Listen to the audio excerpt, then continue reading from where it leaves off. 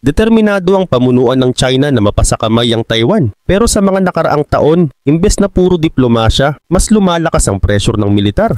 Halos araw-araw may mga barko at eroplano ng China na umiikot sa paligid ng Taiwan. Parang nagpaparamdam na handa na silang umaksyon anumang oras. Pero bilang isa sa mga makapangyarihang bansa sa mundo, mayaman sa pera, kaalyado at puwersang militar, may iba pang paraan ng China para makuha ang isla nang hindi kailangang sumugod o makipagdigma. Sa totoo lang, may mas epektibong paraan silang nakikita. At yun ang kwento natin ngayon. Pero bago tayo magpatuloy, ay hihingi lang sana ako ng isang like at subscribe sa video na ito. Malaking tulong na ito sa aming mga content creator. Maraming salamat po. At ngayon, back to the video. Dahil maliit lang ang Taiwan at walang sapat na natural resources, sobrang dependent ang Taiwan sa international trade. Mas mataas pa kumpara sa karamihan ng ibang bansa. Tingnan mo tong chart na to. Bawat bilog ay sumisimbolo sa laki ng ekonomiya ng isang bansa at kung gaano kalaki ang bahagi ng imports at exports sa kabuuang GDP nila. Ang Amerika, halimbawa, ay may pinakamatibay na ekonomiya. 13% ng GDP nito ang galing sa imports, habang 8% naman ang exports. Sa Britain, 26 at 17%. Sa Saudi Arabia, 23 at 33%. Pero ang Taiwan halos lahat ay galing sa labas. Noong 2022, umabot sa 61% ang imports at 69% naman ang exports ng GDP nito. Sa buong mundo, Netherlands lang ang mas mataas. Mas malala pa, umaasa ang Taiwan sa ibang bansa para sa halos lahat ng energy supply nito. Mga 97%. Halos wala itong sariling langis, coal o gas. Ang breakdown, 44% ay oil, 29% ay coal at 20% ay natural gas. Pero ang pinaka nakakabahala, sobrang baba ng reserba nila. May 5 buwan lang silang stock ng crude oil, 1 buwan ng coal at wala pang 2 linggo ng natural gas para sa kuryente. Sa panahon ng kagipitan, hindi ito tatagal. At syempre, hindi lang kuryente ang kailangan ng tao, kundi pagkain. Sa ngayon hanggang 70% ng pagkain sa Taiwan ay imported.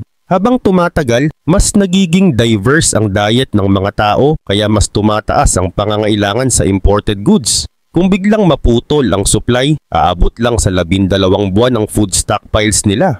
Oo, may natural na depensa ang isla dahil sa lokasyon nito. Pero kabaligtaran din yon.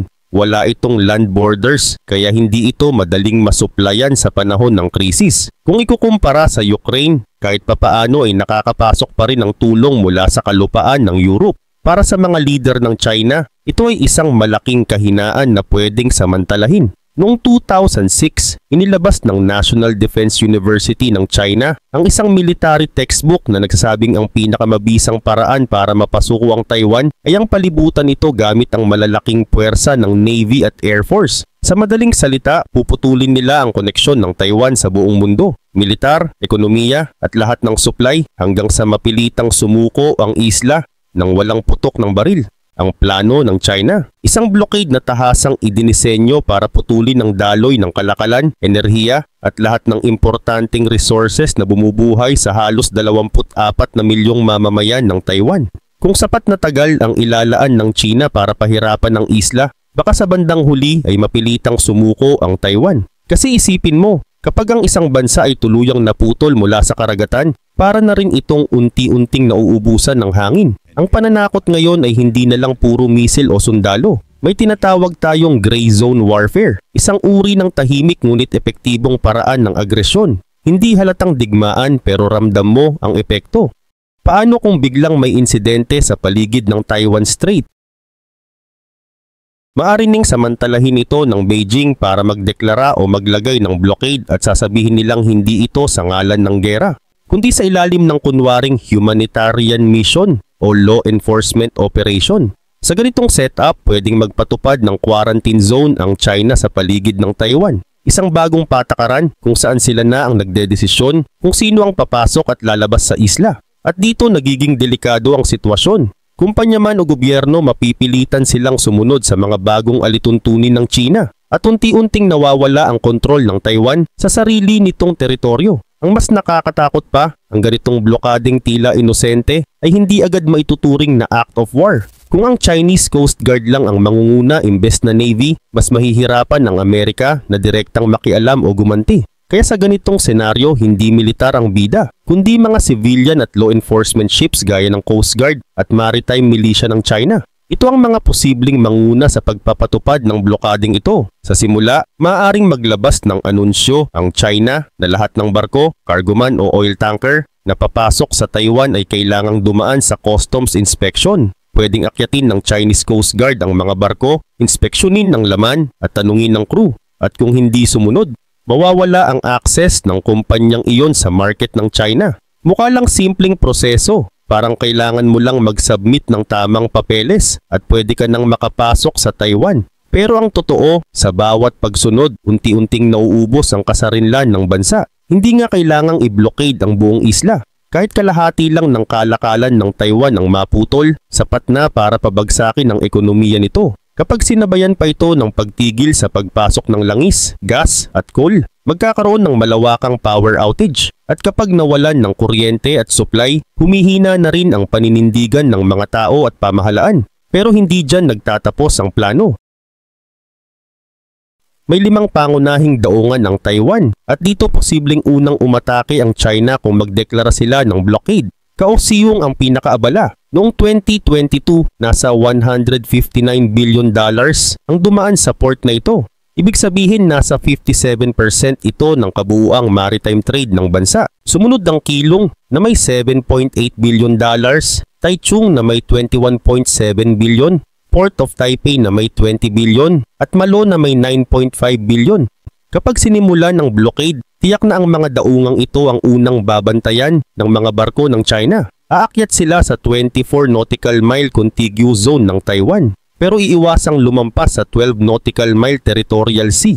Bakit? Dahil magiging simbolo na ito ng labanan. Kapag pumasok sila sa contiguous zone, isa itong matinding mensahe na hindi kinikilala ng Beijing ang karapatan ng Taiwan sa mga hangganang ito. Habang nakatutok ang karamihan ng Chinese Coast Guard sa Kaohsiung, magpapadala rin sila ng mas maliliit na grupo sa mga baybayin ng Keelung, Taichung, Taipei at Malo. Lahat ito depende sa kung gaano kalaki ang magiging tensyon.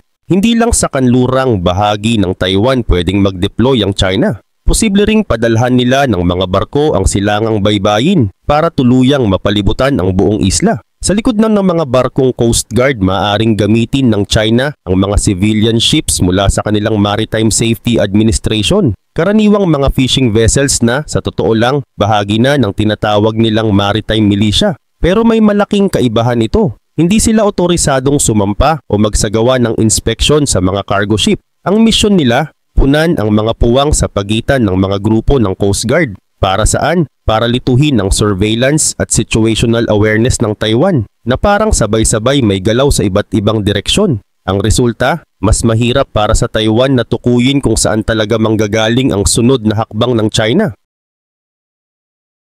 Habang gumagalaw ang mga civilian ships at Coast Guard, hindi rin nakatingga ang Navy ng China. Kahit pa sa port role lang ang papel nila sa blockading ito, magpapadala pa rin sila ng mga carrier battle groups at surface action groups sa mga sulok ng isla. Malaki ang deployment na ito at hindi ito basta-basta. Ilang beses na rin itong naensayo ng Chinese Navy sa mga military drills. Karaniwang bawat grupo ay binubuo ng 3 hanggang 6 na barko. May mga destroyer, frigate, submarino, support ships at minsan may bit-bit pang aircraft carrier. Habang nangyayari ang blockade, hindi rin titigil sa ere ang Chinese Air Force. Tulong-tulong ang mga drone at fighter jets sa tuloy-tuloy na aerial sorties sa paligid ng Taiwan. Muli, sanay na sila dito. Regular itong isinasa practice ng PLA sa mga nagdaang taon. Ano ang layunin ng lahat ng ito? Simple, takutin ang Taiwan at pigilan ang mga dayuhang bansa na makialam. Kung sakaling gumanti ang Taiwan gamit ang puwersa at pinuntirya ang mga barko ng Chinese Coast Guard, posibleng gamitin ito ng China bilang dahilan para tuluyang itaas ang tensyon.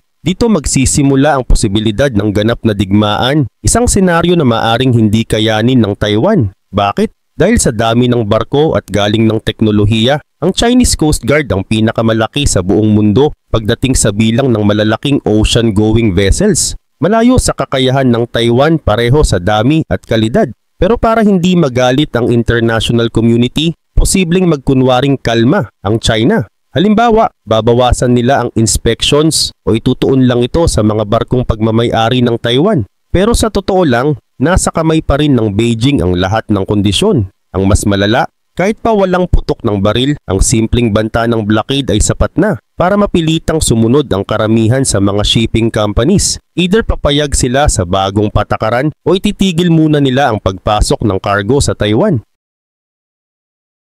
Sa madaling sabi, ang target ng China ay hindi agarang labanan. Ang gusto nila, pasunurin ang karamihan sa mga dayuhang kumpanya sa mga bagong panuntunan nila at gawin ito sa paraang hindi lalampas sa linya ng digmaan. Para kahit nakakasakal na ang blockade, hindi pa rin pwedeng akusahan ng China ng pagsisimula ng gulo, kaya hindi rin agad makakakilos ang Amerika at mga kaalyado nito. Pero paano kung hindi pa rin bumigay ang Taiwan? Kung hindi sapat ang Coast Guard blockade, pwedeng itaas pa ng Beijing ang tensyon at ilagay na mismo ang Navy sa frontline. Pero kahit gawin nila ito, hindi pa rin magbabago ang komposisyon. Nandyan pa rin ang Coast Guard at Maritime Militia.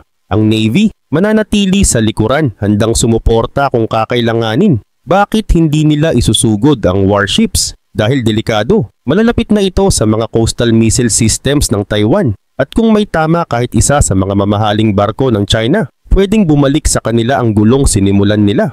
Sa huli, kahit pamumunuan ng Chinese Navy ang blockade, mananatili pa rin sa ligtas na distansya ang kanilang mga barko, mga 70 nautical miles palayo mula sa baybayin ng Taiwan para makaiwas sa mga missile strike ng isla. Pero mula sa distansyang yan, may kakayahan pa rin silang kontrolin ang karagatan, mangalap ng impormasyon at magbigay ng surveillance support.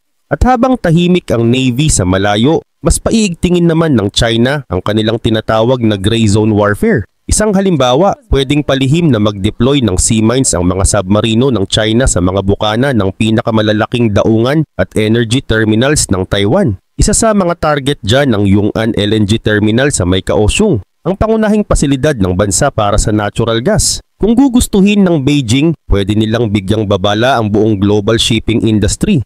Lahat ng cargo ship o aircraft na papasok sa quarantine zone ng Taiwan, kung walang autorisasyon, ay maaaring paputukan matapos ang babala.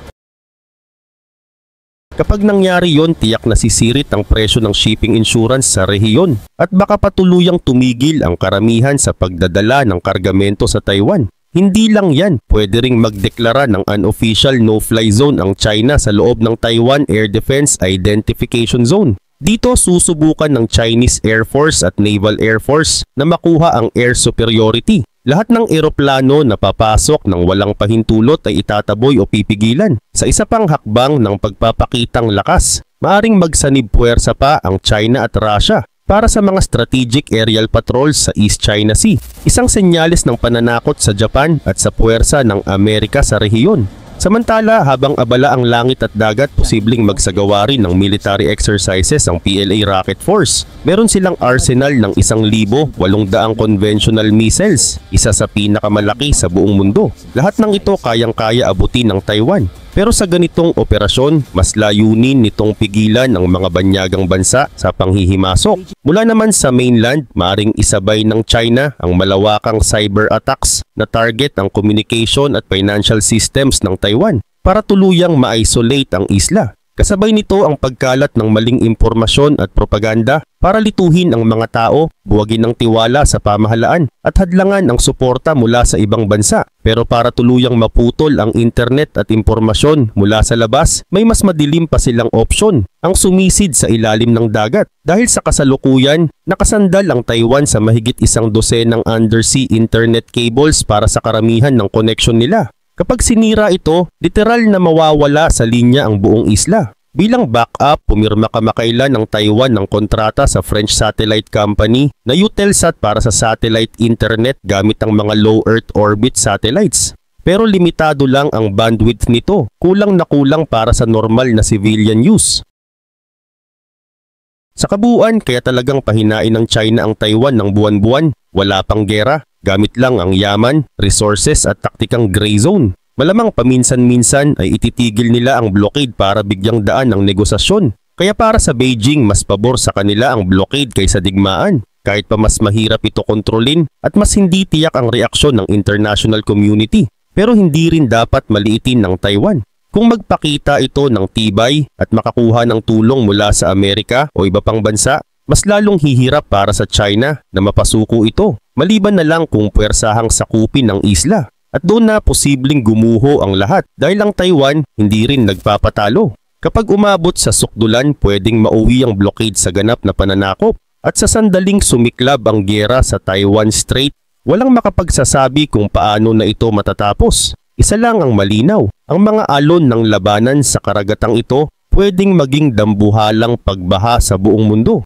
Ngayon naman, pag-usapan natin ang mas malalim na aspeto ng isyong ito. Number 1. Geopolitical chessboard, strategic choke points around Taiwan. Hindi lang ang Taiwan Strait ang kritikal na lugar sa paligid ng isla. Meron ding iba pang mga choke points na maaaring gamitin ng China para kontrolin ang access papasok at palabas ng Taiwan. Bashi Channel sa pagitan ng Taiwan at ng Batanes Islands ng Pilipinas ay isang mahalagang ruta ng kalakalan at military movement. Kapag inangkla ng China ang presensya nila rito, maaari nitong mapigil ang mga barkong galing South China Sea na papunta sa Taiwan. Miyako Strait sa bandang Hilaga, malapit sa Japan, ay isa rin sa mga pinakaginagamit na ruta ng mga eroplano at barko ng Taiwan. Kapag ito ay binantayan ng Chinese military, posibleng maputol din ang koneksyon ng Taiwan sa mga kaalyado nito sa Hilagang Asia.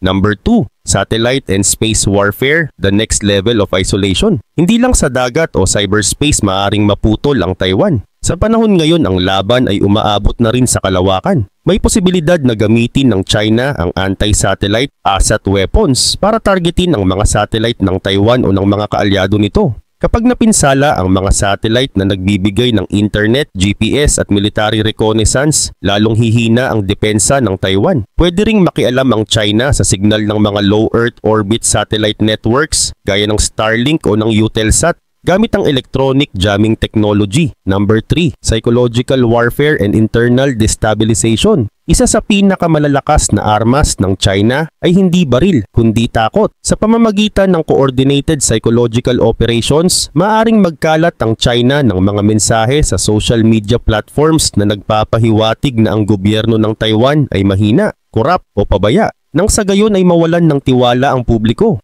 Pwede rin nilang gamitin ang deepfakes o AI-generated videos para siraan ng mga opisyal, kumalat ng fake news o palitawin na may namumuong panloob na kaguluhan. Maaaring sabayan ito ng economic sabotage, gaya ng panic buying na sinimulan ng mga plants sa mga grocery para lumaganap ang histerya at mawalan ng tiwala ang publiko sa stability ng gobyerno. Number 4. Global Economic Domino Effect. Kapag naputol ang supply mula sa Taiwan, hindi lang ito problema ng bansa, apektado ang buong mundo. Taiwan produces over 60% of the global supply of semiconductors at halos 90% ng mga pinaka-advanced na chips ay mula sa TSMC, Taiwan Semiconductor Manufacturing Company. Kapag naapektuhan ang produksyon, damay ang buong electronics industry.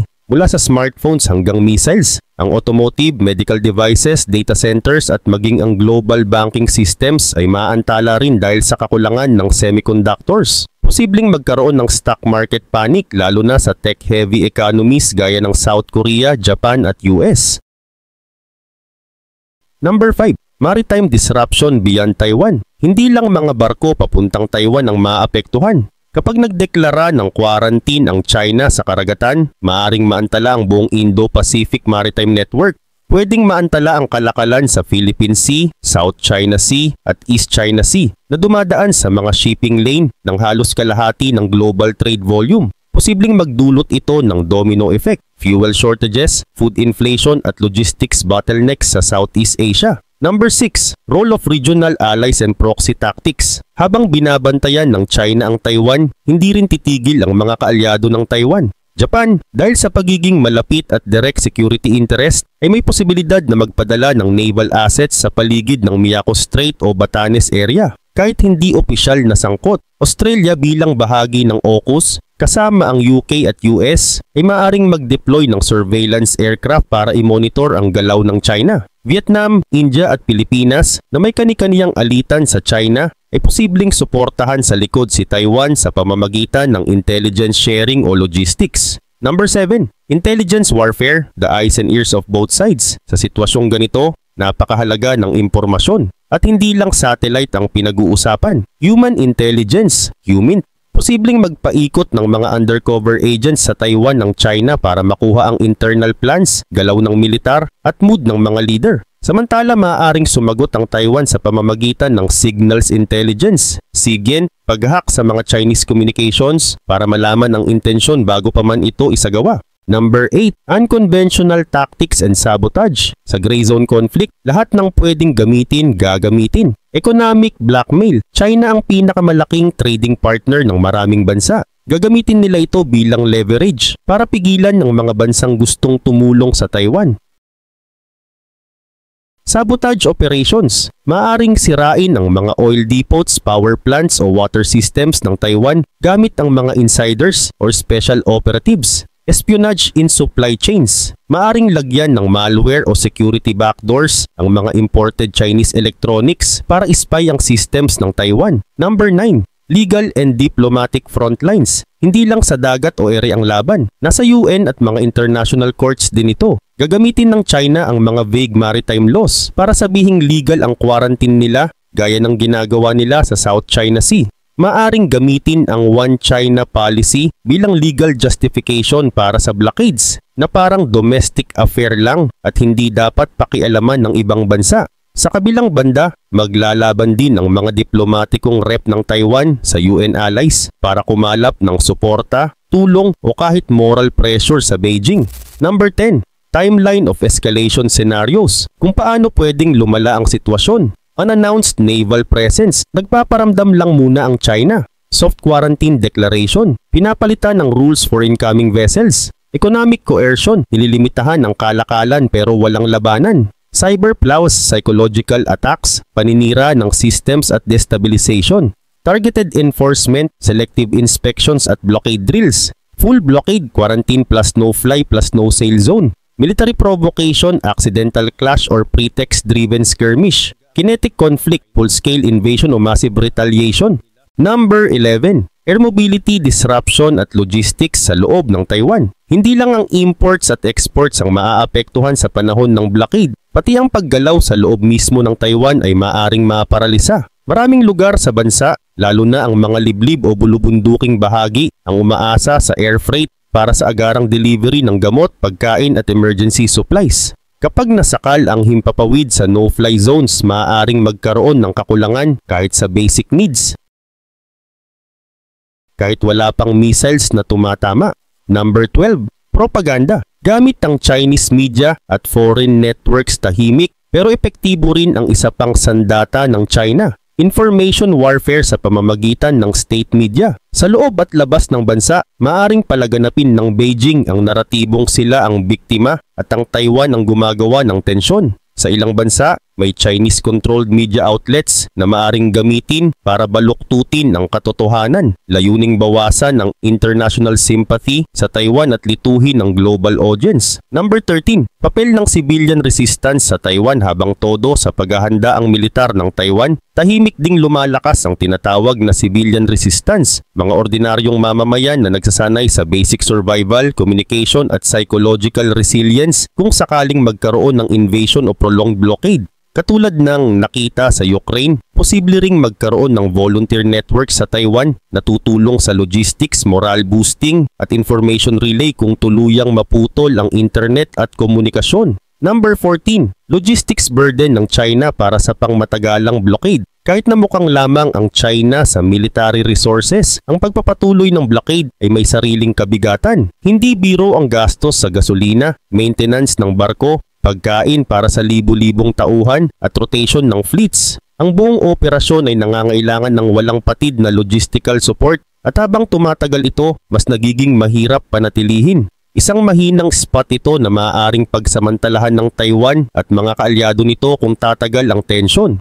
Number 15. Paggamit ng mga artificial islands bilang strategic base, may itinatayong forward bases ang China sa mga artificial islands sa South China Sea. Sa ilalim ng blockade, pwedeng gamitin ang mga ito bilang refueling stations, surveillance hubs at launching points para sa mas malalim pang operasyon. Sa madaling salita, hindi lang Taiwan ang bahagi ng eksena, kundi ang buong Southeast Asia rin. Kapag ginamit ang mga isla bilang operational base, lalawak ang saklaw ng blockade at posibleng madamay ang Pilipinas at iba pang karatig bansa sa sigalot.